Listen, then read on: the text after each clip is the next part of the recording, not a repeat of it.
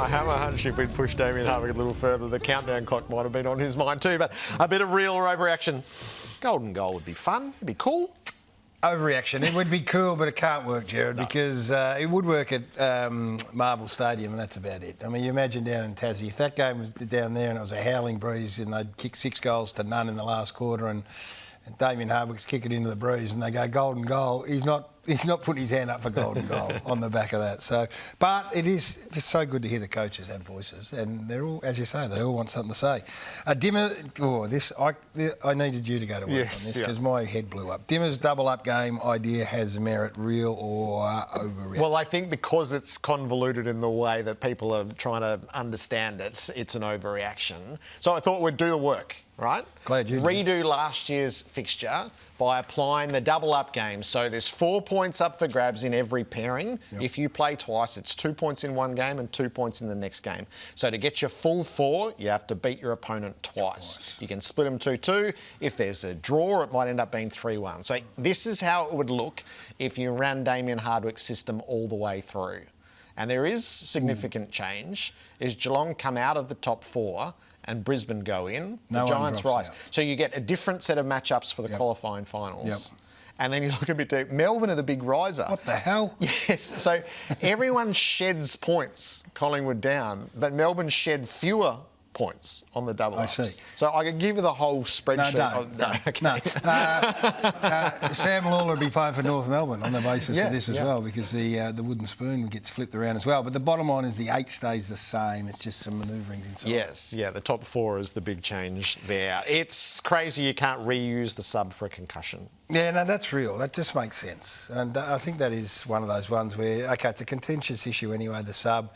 And if you do pull the sub, as they did with Steele Sidebottom, and minutes later, Lockie Schultz cops this, then I think it's just because it's introduced so that you can have a basic 4, and Steele Sidebottom whips the T-shirt off and comes back on and plays again. I think that's something that they should be looking at. I would imagine. Well, I don't know where they are because they've been pretty wedded to the 4 and the sub, haven't they? They have been. Yeah. This would be a neat little adjustment in the spirit of how it all started. It's a good compromise, isn't it? Yeah. I think it's a good compromise. And it would only happen 6 times a year. Yeah, and you can't manipulate it. You can't just pull a concussion because you end up not playing the next week anyway. That's right, it's an empirical measurement. All those things work pretty well.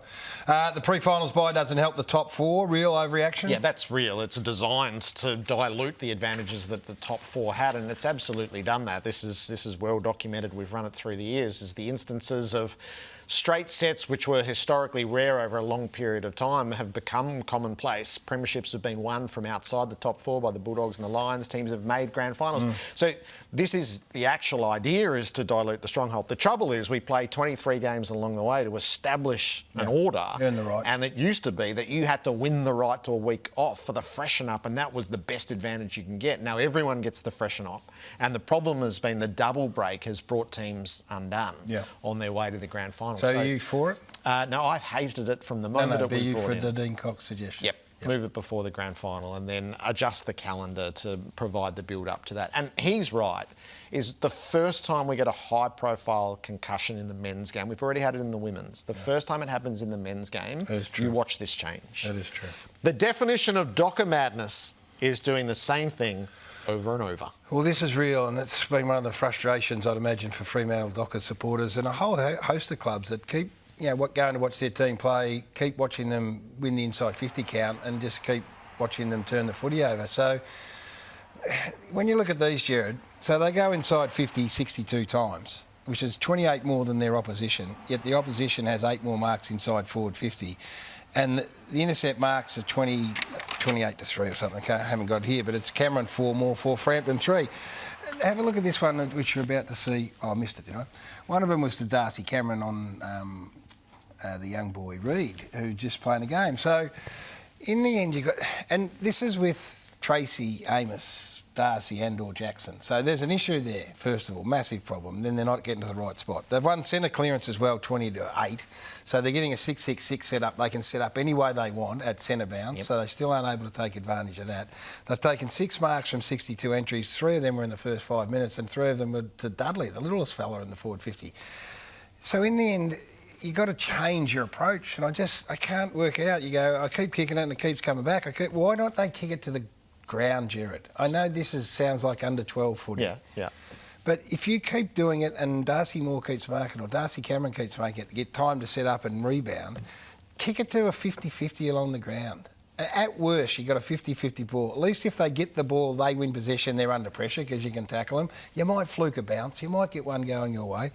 The bad news is for Fremantle, they lost ground ball inside their forward 50 as well. I have a feeling Port did it once. I reckon there's been a couple that have flirted with it, but Wyatt doesn't.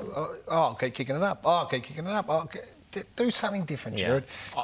You're thinking like a coach. I actually, Simo and Horse are along this path tomorrow. God, I'm happy to go. Yes, I've got it right. The game is too long, Gerard. Real or overreaction? This is not a question. This is a statement.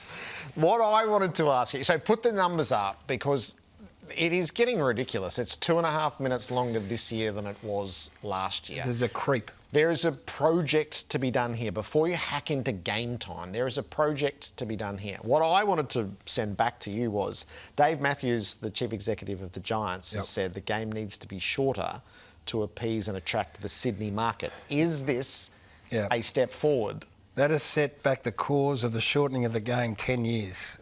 Saying that they want to shorten the game for the Sydney market ain't getting any support here in Victoria. No, it's not. I'm rowing up against the tide anyway, They're really interesting numbers. But there are levers to pull. There are. I want them Do pulled the project in the off-season. Do and the work. Tighten the game up, Gerard. Do the work. Come on, man. Fix Ben that. Keys, Travis Boak in the aftermath of the showdown. We're heading to Adelaide to join our players next.